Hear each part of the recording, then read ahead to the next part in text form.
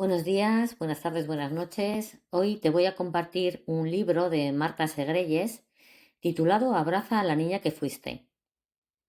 Sana las heridas del pasado y reconecta con tu interior. Introducción. La hora de reconectar. En ciertas ocasiones, el malestar empieza a aflorar cuando menos lo esperamos. Empezamos a sentirnos desanimadas, perdidas o inquietas sin motivo aparente, justo cuando las cosas empezaban a ir bien o cuando llega la calma tras una experiencia adversa. En definitiva, en ocasiones sentimos malestar, pero no vemos ninguna situación en nuestro día a día con la que relacionarlo. ¿Alguna vez te has puesto enferma justo cuando arranca el fin de semana o tus vacaciones? Mientras que de lunes a viernes te has estado llena de energía.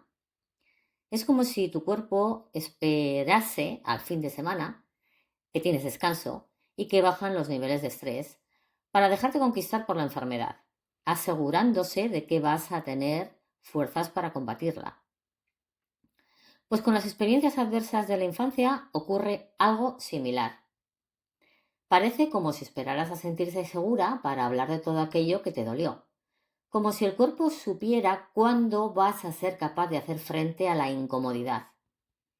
Aunque hace tiempo que se dieron esas situaciones, sus efectos aparecen más tarde, probablemente cuando estás preparada para atenderlos. Si has llegado hasta este libro, supongo que tras leer estas palabras, tras escuchar estas palabras, ya sabrás a qué me refiero. Algo así me ocurrió a mí. Con 21 años sentía que todo iba bien en mi vida. Vivía con mis padres y la relación con ellos era buena. Tenía amigos con los que salir, todavía no tenía demasiadas responsabilidades y contaba con mucho tiempo para el ocio y el disfrute. Aún así sentía que me faltaba algo, notaba una especie de vacío interior. Por aquel entonces trabajaba como psicóloga con población infanto-juvenil, de 0 a 18 años, y yo misma me percibía como una niña al lidiar con las emociones de los menores que llegaban a terapia. No me veía preparada para contener la intensidad de su malestar, sobre todo porque durante mucho tiempo yo había ignorado el mío. Aunque tenía una ocupación como adulta, por dentro me sentía pequeña, vulnerable, abrumada, y a medida que iban pasando los días y no atendía la raíz de mi malestar, empezó la ansiedad. A mi alrededor había hecho todo lo que tocaba hacer o todo lo que creía que se esperaba de mí en los diferentes ámbitos de mi vida.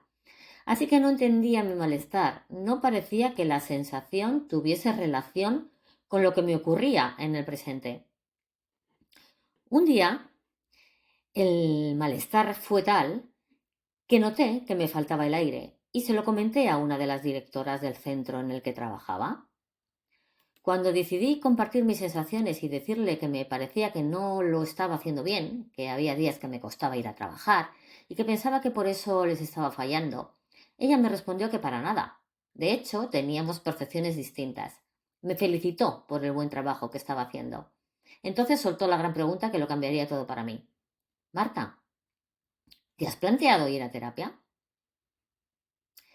A partir de ese momento empecé a indagar en mi interior, pero no con la intención de reparar mi infancia. Al contrario, solo quería eliminar el malestar cuanto antes, quitármelo de encima y rápido, removiendo todo eso lo menos posible. Y aunque encontré enfoques que me permitieron conseguir lo que me proponía, que intervienen desde un modelo biomédico centrado únicamente en factores biológicos, sin atender a factores psicológicos y sociales, en mi caso solo fueron una solución temporal. Con el tiempo necesitaba volver a terapia, inundada por la sensación de no haber encontrado las respuestas que buscaba. Constantemente me decía, tiene que haber algo más.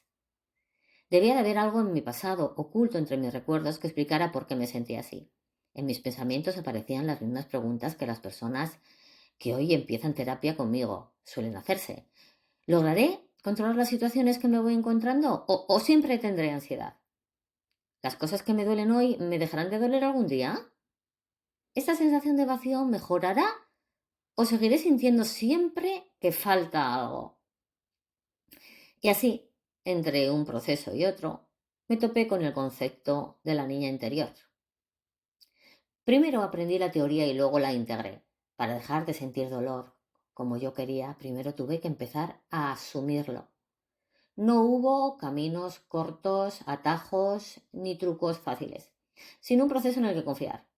La experiencia de ver cada vez con mayor claridad las respuestas a las preguntas que me había estado haciendo durante tanto tiempo fue reveladora, muy dolorosa y a la vez sumamente reparadora. Antes de comenzar la terapia y trabajar con mi niña interior, estaba enfadada y triste conmigo misma.